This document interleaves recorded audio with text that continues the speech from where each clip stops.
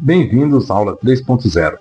Vamos falar agora sobre o deputado federal. Desculpe a demora de novas publicações devido a alguns problemas pessoais. No entanto, nós voltamos às nossas aulas lentamente, porque o conteúdo é longo e denso, nem todo mundo se interessa por um vídeo tão longo, mas estamos aqui para tentar destrinchar essa situação de jogo político que muitas pessoas não compreendem como é não o jogo político, mas entender como é feito essa divisão de partidos políticos e também de como funciona as candidaturas, as cadeiras. Nós falamos dos senadores, falamos do papel deles, o que eles fazem por ser um cargo majoritário, falamos do lobby, falamos que eles administram a dívida, nós temos o dinheiro, mas o senador ele trabalha com a dívida do país, ele administra a dívida, ele está junto com o poder executivo, que é do presidente da República, mas ele também legisla, às vezes, por causa de lobbies, que são pequenas empresas, que essas empresas têm interesses, que vai trabalhar na área fiscal, de levantamento de verbas, para que elas possam funcionar como empresas, por meio do lobby. Isso foi bem explicado nas aulas anteriores. Vamos falar agora do artigo 45 da Constituição Federal, que trata do assunto do deputado federal. Você sabe o que faz um deputado federal? Qual é o papel do deputado federal? Esse papel que ele tem que desempenhar do seu trabalho como representante direto do povo, ele tem o papel de fiscalizar o poder executivo, mas não diretamente como nós imaginamos que é um papel de um vereador, que estará na próxima aula. Mas o papel do deputado federal, ele vai estar na fiscalização dos ministérios, como funcionam os ministérios, se há desvio de verba, se não há desvio de verba, como os dinheiros são aplicados, como eles são movimentados por meio de seus ministérios. Todas as tratativas do Poder Executivo, partidas pelo presidente da República para o legislativo para o executivo, ou vice-versa, ele tem o papel de estar fiscalizando isso como está acontecendo. E também tem o papel de legislar, porém, legislações federais. Se nesse caso, um deputado federal, que ele está legislando de forma ampla para todo o país, são leis federais a qual ele trabalha, tem que passar, quando envolve dinheiro, tem que passar pelos senadores para aprovação. Então são as duas casas. Nós temos a casa do Senado e temos a casa dos deputados federais. São duas casas distintas. Porém, a do deputado federal é a que fiscaliza o poder executivo. Então, ele pode propor impeachment. O impeachment inicia diretamente pelos deputados federais, que serão julgados pelos senadores logo após. O artigo 45, ele traz dois temas de trava. Primeiro ponto, uma lei complementar, Lei Complementar 78 de 1993, ela limitou a 513 deputados na Câmara Legislativa dos deputados federais. Mas ele também trouxe uma trava, dizendo que no mínimo 8 e no máximo 70. Essa trava ela foi dada para que os estados mais populosos não venham dominar a Câmara Legislativa. Mas essa trava também trouxe uma situação desproporcional. É o que aconteceu com os senadores. Os senadores, eles administram o bloco. Nós sabemos que nas outras aulas nós vimos que os senadores, eles vão lutar pelos blocos, que é o bloco norte, nordeste, são os grupos. O bloco norte, nordeste, sul, sudeste e centro-oeste. Há uma desproporção, como já vimos nas aulas anteriores, do papel do senador, mas no deputado distrital também gerou uma desproporção, Essa desproporção que gerou é que um voto para um deputado federal dos estados do Nordeste tem o mesmo peso de um estado do Sul e do Sudeste, onde são mais populosos. Os estados mais populosos acabam sendo prejudicados no momento de votação. Quando chega no momento da votação, no caso dos estados mais populosos, como Minas Gerais, São Paulo, Rio de Janeiro, são megalópolis. Essas megalópolis, ou metrópoles, elas têm uma quantidade maior de pessoas. Devido a isso, um voto do Nordeste, por exemplo, que um deputado federal ele é eleito com 30 mil votos, às vezes 25 mil, chega até 40 mil votos, tem o mesmo peso de um deputado federal de São Paulo, que precisa de 400 mil votos ou 300 mil votos. O peso é o mesmo, não faz diferença nenhuma a quantidade de votos que ele recebeu. Outro detalhe é que ele é um candidato proporcional de acordo com a população. O IBGE fez um cálculo de uma regra de 3 simples para saber quantos deputados tem e quantos deputados cada estado deverá possuir. Devido à trava do artigo 45, que ele fala que tem que ter no mínimo 8, dependendo dos estados, vai haver momentos da conta ser 2, 1 ou 3.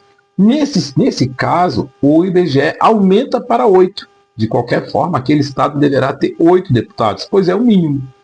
Nos estados mais populosos, também pode acontecer de ter um número maior de cadeiras, porém ele limitou a 70. Como ele limitou a 70, você vai pegar 70 e dividir.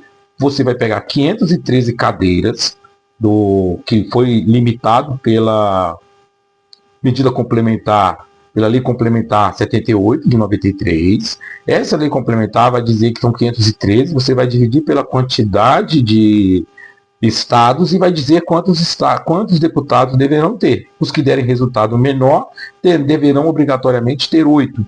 E os que tiverem maior deverão ter por obrigatoriedade 70. Nessa distorção, na hora das votações dos partidos, devido ao Norte e Nordeste terem mais estados, acaba que a consequência é que a quantidade de deputados federais no parlamento é bem maior do que do Sul, do Sudeste, do Norte, do Sul, do Sudeste. Devido ao Sul e o Sudeste serem mais populosos, o Sul, o Norte e o Nordeste acabam sendo agraciados quando há votação de leis, regras ou defesa de lobbies para que possam buscar seus próprios interesses ou interesses de ou os interesses daqueles que eles representam. Quando nós caminhamos nessa linha desse artigo 45, traz ali o papel, há um momento que há uma mistura. Muitas vezes, algumas coisas que acontecem na Câmara dos Deputados Federais pode migrar para o Senado e do Senado e vice-versa. Isso por isso que às vezes a gente acaba misturando os papéis. Os papéis nós olhamos e tal, vemos que fica meio misturado. E, na verdade, a intenção é a gente desmistificar isso. Como já vimos o peso, né, o problema do peso, que dá diferença de voto de um para o outro, e temos o máximo e mínimo, onde a população é dividida pela quantidade X. Se você ver que no caso de São Paulo, você vai pegar a quantidade do estado de São Paulo, lá no máximo tem que ser 70 e vai dividir pela quantidade, pelo número de 70, e você vai ver quanto cada deputado federal deve ter para ser eleito. O deputado federal está na esfera federal. Há uma distorção sobre a não existência de um deputado municipal. Não existe o papel do deputado municipal, porque no Brasil houve esses consensos, porque devido ao tamanho dos municípios, não haveria assim pode-se dizer que havia uma disparidade entre o deputado municipal, devido ao tamanho dos municípios, porque em tese nós temos uma pirâmide. Temos os senadores, que estão no topo da pirâmide, eles administram o dinheiro de todo o país, e além da dívida. O segundo estágio é os deputados federais, que fiscalizam o executivo. Então, todo o grupo que o presidente, quando o presidente é eleito, ele passa por uma fiscalização dos ministérios. Então, todos os ministérios que existiam, os ministros do STF, o próprio presidente, os senadores e todos aqueles que fazem parte do conjunto de trabalho do Poder Executivo são fiscalizados pelos deputados federais. Esses deputados federais irão fiscalizar todos os valores que são repassados, se está sendo bem gasto, se não está sendo bem gasto, onde estão indo esses recursos. Além de defender também as emendas parlamentares dos seus estados. Eles vão lutar pelos seus estados. O deputado federal vai lutar pelo grupo, o deputado federal vai lutar pelo seu estado. Não existe o papel do deputado municipal devido ao tamanho. Aí geraria um problema maior, mas aí é um assunto para um outro momento de uma outra aula do deputado municipal pela sua não existência. Mas estamos no deputado federal, que seria mais ou menos o mesmo papel, mas numa esfera menor dentro da pirâmide. A responsabilidade de um deputado federal, ele vai legislar sobre o plano nacional, ele vai fiscalizar o Poder Executivo, como nós falamos, e ele vai também destinar e votar as emendas parlamentares e o orçamento, que é a lei orçamentária anual. Percebe que o senador, ele luta pela a lei de orçamentárias. E os deputados federais, a lei orçamentária anual. São diferentes, porque um gera o outro. O senador vão votar a LDO, aí depois vai para a LOA. E onde vai vir as comissões, os valores onde precisam, aumento salarial dos funcionários federais, onde vem as lutas de classe. Eles vão representar as classes. Ele vai defender todas as classes. Ele vai defender os grupos sociais, classes de funcionários trabalhistas e tudo, e as correntes de opiniões. Ele vai buscar as lideranças e, com isso, vai defender os interesses. E esses interesses dependem, às vezes, de orçamento. Quando depende de orçamento, vai para o Senado, porque o Senado administra a dívida para querer saber se tem dinheiro ou não e de onde vai tirar esse recurso. É um trabalho administrativo. Mas você já sabe que é o artigo 45 da Constituição que vai tratar deste tema. E ele tem esse papel de representar o povo. Nós falamos da distorção, nós falamos da pirâmide, nós falamos do papel dele, e ele é um deputado proporcional porque ele representa proporcionalmente a população daquela região.